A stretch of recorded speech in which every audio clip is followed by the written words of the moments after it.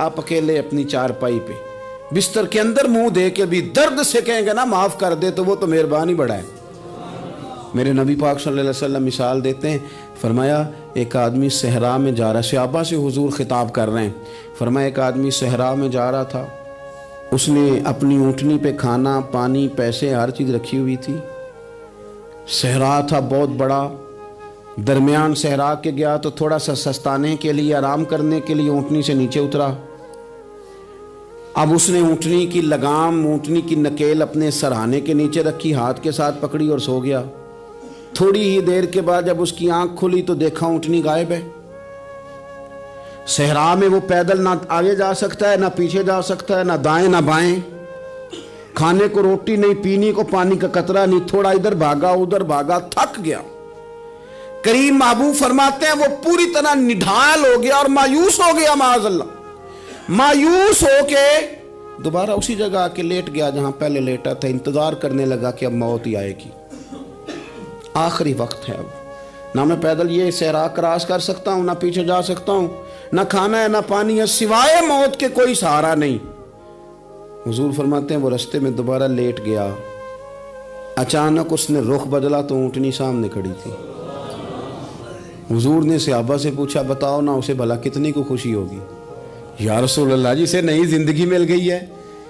آپ دیکھیں نا سارے ڈاکٹروں نے کہہ دیا کہ اس کے تو گردے معدہ جگر ہر چیز ختم ہے، گھر لے جاؤ خدمت کرو، ہر طرف پریشانی ہے۔ وہ بندہ بھی سمجھ گیا ہے کہ آخری وقت آ گیا، کل جاؤں پرسوں جاؤں، تیاری ہو گئی، سب لوگ آ گئے، باہر والے بھی آ گئے، یہ ماحول ایک عجیب رنگ اختیار کر گیا۔ اچانک ایک ڈاکٹر نے آ کے کہا نہیں نہیں غلطی لگ گئی تھی۔ مجھے بتائیے انداز کیا ہوتا ہے؟ بغیر دوائی کے بندہ اٹھ کے کھڑا نہیں ہو جاتا، او میں تو بچ گیا ہوں۔ نبی پاک صلی اللہ علیہ وسلم فرمانے لگے اس کی اونٹنی مل گئی، بتاؤ بھلا اسے کتنی خوشی ہوگی؟ یا رسول اللہ وہ تو دوبارہ دنیا میں آ گیا۔ حضور فرمانے لگے اسے کچھ بھی خوشی نہیں ہوئی۔ جب کوئی رب کا گناہگار بندہ آ کے توبہ کرتا ہے، رب کو اس سے کئی گنا زیادہ خوشی ہوتی ہے۔ میرا بندہ آ گیا ہے، میرا بندہ آ گیا ہے، میرے گھر آ گیا۔ اس نے آنسو بہائے ہیں، اس نے کہا اللہ میں تیرا ہی ہوں، تیرا ہی رزق کھاتا ہوں، تیری ہی زمین پہ رہتا ہوں، تیرے نام سے میری سانسیں چلتی ہیں۔ وہ آ گیا۔ فرمایا اس اونٹنی والے سے زیادہ رب کو خوشی ہوتی ہے جب گناہگار آ کے توبہ کرتا ہے۔ گناہگاروں کے آنسو اس کی بارگاہ میں بڑے مقبول ہیں، لیکن ہم رسم ادا کرتے ہیں، توبہ نہیں کرتے۔ ہم اپنے آپ کے ساتھ دھوکہ کرتے ہیں، جھوٹ بولتے ہیں۔ اللہ تبارک و تعالی اپنے بندوں کے حق میں رحمت والے فیصلے کرتا ہے، درگزر والا معاملہ فرماتا ہے۔ جگہ جگہ قرآن مجید میں اللہ تعالیٰ نے اپنے بندوں پر رحمت کرنے کا ذکر فرمایا ہے۔ ان اللہ یغفر الذنوب جمیعا، فرمایا بے شک رب تمہارے سارے ہی گناہ معاف فرما دے گا، تم نا امید نہ ہونا، وہ معاف کر دے گا تمہیں۔ قرآن مجید میں فرمایا ان اللہ بالناس لرؤوف الرحیم، بے شک اللہ اپنے بندوں پر بڑا ہی مہربان اور نہایت ہی رحم کرنے والا، رؤوف اور رحیم ہے، بڑا مہربان ہے، کرم فرماتا ہے۔ اللہ تعالیٰ اپنے بندوں سے بڑا جلد راضی ہو جاتا ہے۔ ماں پیار کرتی ہے اپنے بچے سے، لیکن وہ ناراض بھی ہو جاتی ہے بعض چیزوں پہ، بعض معاملات اس کا دل بھی دکھاتے ہیں، بعض جگہ وہ رو کے یہ بھی کہتی ہے کہ تو نے میری محبت کا کوئی نتیجہ نہیں مجھے دیا، میری ساری کمائی تو نے ضائع کر دی۔ والد بہت ساری جگہوں پہ ناراض ہوتا ہے، شکوہ کرتا ہے، کہتا ہے میری بیماریوں کی، پریشانیوں کی، بڑھاپے کی، کمزوریاں کا سبب بیٹے تو ہی بن گیا، یہ ساری تکلیفیں تو ٹھیک ہو جائیں تو میری شاید عمر بھی بڑھ جائے، صحت بھی ٹھیک ہو جائے، میں زیادہ دیر جوان رہ سکوں۔ ناراض ہوتے ہیں ماں باپ، اسی طرح ماں باپ راضی بھی ہو جاتے ہیں، وہ بڑی جلدی راضی ہو جاتے ہیں۔ میں اکثر کہتا ہوں کہ والد کو راضی کرنے میں 5-7 منٹ لگ جاتے ہیں، اماں تو 1.5-2 منٹ میں راضی ہو جاتی ہے۔ ابا جی کو 5-7 منٹ لگتے ہیں، کئی دفعہ کہنا پڑتا ہے، کوئی دلائل دینے پڑتے ہیں، لیکن والدہ کے لیے تو کچھ بھی نہیں، آپ نیرا جا کے پیروں میں بیٹھ ہی جائیں، کچھ بھی نہ کریں، آپ پورا روئے نہ رونے والا منہ ہی بن جائے تو اماں تو نرم ہی نرم ہے، جس وقت جو مرضی آپ کرا لیں ہو گیا۔ اللہ تبارک و تعالی بلا مثال و بلا تشبیہ سمجھانے کے لیے عرض کرتا ہوں، اللہ بھی بعض معاملات میں اپنے بندوں سے ناراض ہو جاتا ہے۔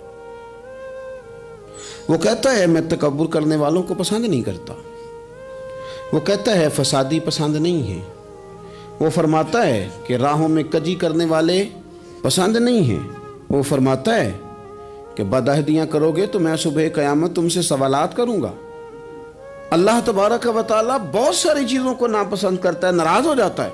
بلکہ نبی پاک صلی اللہ تعالیٰ علیہ وسلم نے فرمایا تم بات کرتے کرتے کوئی ایسا جملہ بول دیتے ہو کہ رب اتنا ناراض ہوتا ہے کہ تمہیں پتہ بھی نہیں ہوتا، تمہارے لیے جہنم کا فیصلہ کر دیتا ہے۔ اس لیے پہلے تولو پھر بولو، خود اپنے لفظوں کی تو تم پہرے داری کرو نا کہ میں کیا کہہ رہا ہوں۔ اور حضور یہ بھی فرماتے ہیں کہ اس کا دوسرا پہلو بھی ہے، بعض اوقات تم بات کرتے ایسا جملہ کہتے ہو وہ اتنا راضی ہوتا ہے کہ تمہارے لیے جنت کا فیصلہ فرما دیتا ہے۔ ان کاموں کی طرف بڑے جن سے اللہ راضی ہوتا ہے۔ میرے نبی پاک صلی اللہ تعالیٰ علیہ وآلہ وسلم نے ارشاد فرمایا، بعض احادیث میں لفظ یہ ہیں کہ اللہ اپنے بندوں کو دیکھ کے مسکراتا ہے جو اس کی شان کے لائق ہے۔ جس ترتیب سے ہم مسکراتے ہیں، جس ترتیب سے ہم روتے ہیں، جس ترتیب سے ہم کسی بات کا اظہار تشکر کرتے ہیں، خدا ان باتوں سے پاک ہے۔ اب بہت ساری حدیثوں میں آیا کہ وہ مسکراتا ہے، تو کیا مطلب ہے مسکرانے کا؟ تو علماء تفسیر نے لکھا ہے مسکرانے کا مطلب یہ ہے کہ وہ بڑا ہی راضی ہوتا ہے اپنے بندے سے، بڑا راضی ہوتا ہے، یہ مطلب ہے۔ ایک تو مسکرانے کا مطلب یہ کہ وہ بڑا راضی ہو گیا، وہ مسکرا دیا اپنے بندے پہ۔ اور ایک اس کا معنی خود نبی پاک صلی اللہ تعالیٰ علیہ وسلم نے بیان فرمایا۔ مسند امام احمد بن حنبل میں حدیث ہے، حضور سید عالم علیہ السلام سے صحابہ نے پوچھا یا رسول اللہ شہید تو بڑے لوگ ہوتے ہیں، شہیدوں میں افضل کون ہے؟ تو اللہ کے حبیب علیہ السلام فرمانے لگے وہ والا بندہ جو ڈٹ گیا تھا کافروں کے مقابلے میں، وہ ہلا نہیں، پوری طرح ڈٹ کے جو لڑا وہ شہداء میں افضل ہے۔ حضور فرماتے ہیں وہ جنت کے بالا خانوں میں سیر کرے گا اور رب اسے دیکھ کے مسکرائے گا،